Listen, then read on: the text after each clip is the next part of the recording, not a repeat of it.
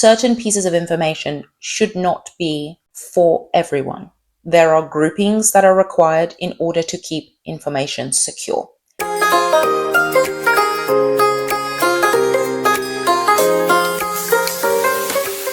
Hello and welcome back to Privacy Professional Training. My name is Fumi Obalabi. The purpose of my channel is to help individuals taking their privacy and security exams. So today's video, I am really looking forward to this breakdown of the CISSP exam.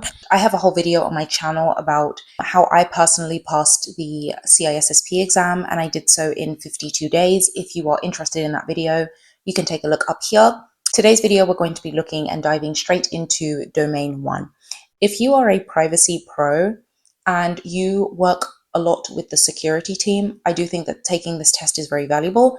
Although privacy professional training, we focus on our work as privacy professionals. I myself consider myself a privacy professional and not a security one. However, our work overlaps so much with the security team. In some instances, there's almost no separation in the work that is done by the privacy and security team because there's so much liaison between the groups, which is one of the reasons why I took this exam and which is why we cover it at Privacy Professional Training. So I'm hoping that other privacy pros see the value in taking security certifications. Our understanding of security is only going to improve our work as privacy pros, because when we're talking with the tech team, the product team, and the security team, we're able to understand what they're talking about and be able to mirror it alongside the obligations under privacy legislation and our work as privacy pros. That's the tidbit I wanted to say about why we're covering the CISSP exam. So today's video is about domain 1.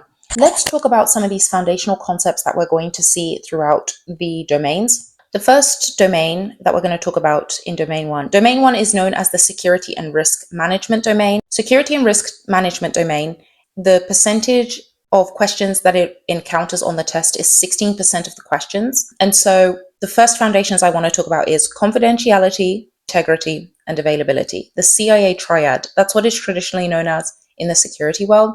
Now, one thing that I'm going to do throughout these discussions for the CISSP is I'm going to show you and demonstrate the overlap with privacy. Confidentiality is an incredibly important concept because it considers the idea of keeping certain types of information away from other groups. That is the overarching understanding of confidentiality.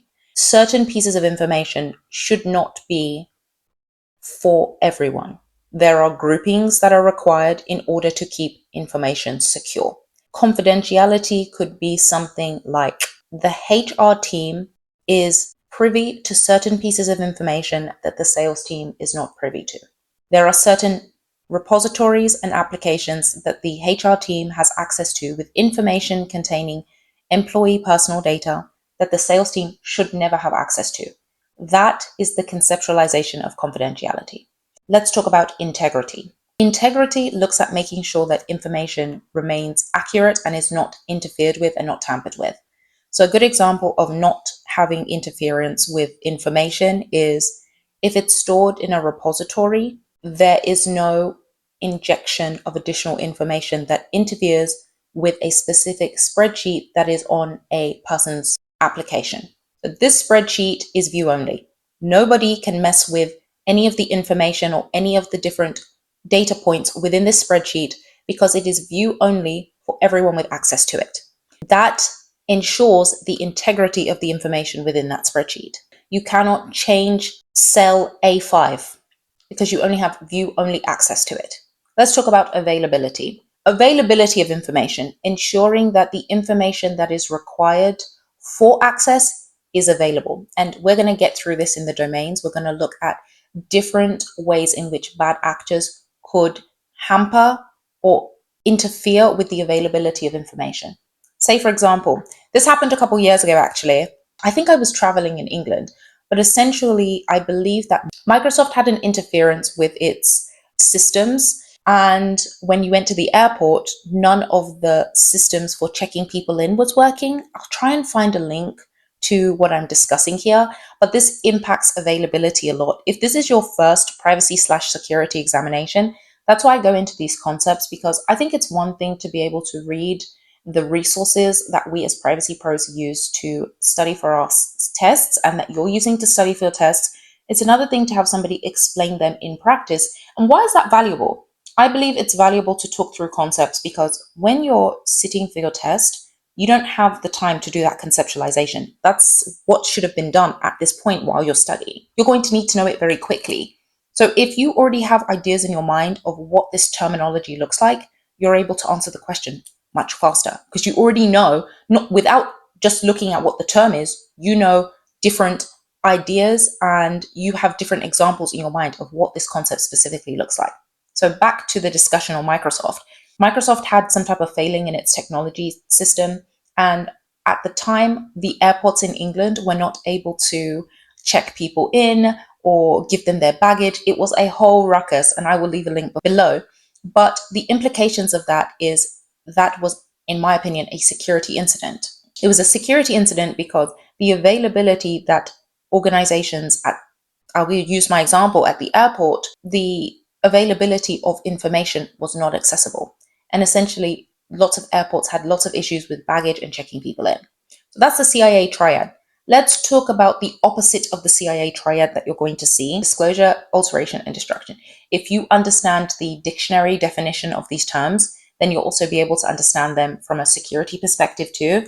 Destruction, destroying information, right? This could be done in lots of different ways. And during your studies for the CISSP, you'll encounter different ways in which destruction can be conducted. Alteration, I talked about that view-only spreadsheet. If you have a spreadsheet where you can alter a specific data point, for example, cell B5, then that impacts the integrity of that spreadsheet, whatever information is contained therein. And then the last one will be disclosure. And we're going to talk a lot about disclosure, hopefully, during these videos, because disclosure can be done in a number of different ways. It could be something like a disclosure from employee to employee. Let's take, for example, the HR individual discloses employee information to a sales individual. That impacts the confidentiality of that employee's information when a HR individual has been entrusted with that data. So I will use the word data and information interchangeably for this review because this is a security-focused examination. But like I've mentioned in other videos, the relationship between security and privacy is very close. Security looks at the protection of the assets and applications and tools that hold personal data. I'll use an example here.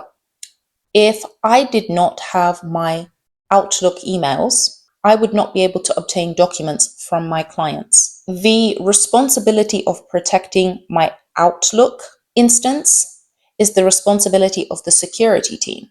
But the data contained within my Outlook and the documents obtained from my clients often contain personal data. I need to be able to identify who the client is. I need to be able to understand what their title is, their company, their email address. That is all contained within the Outlook instance. For the creation of products or the maintenance of products, our work as privacy pros hinges upon the relationship we have with security. And security not only deals with information generally, but also with those personal data identifiers.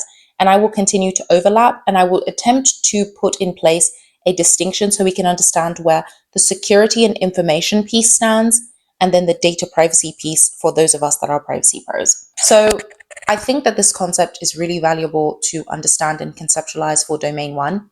I plan to continue doing additional videos in this series on the CIA Triad and its implications on other domains. This particular domain was exclusively for security and risk management, but without a foundational understanding of what CIA even constitutes, it's going to be incredibly difficult to understand and grapple with additional concepts within the CISSP exam. So I really hope you enjoyed this review. If you like this type of content and you're working your way through studying for the CISSP exam, please subscribe to my channel to follow along for more insights into the different domains, and I will see you in another video.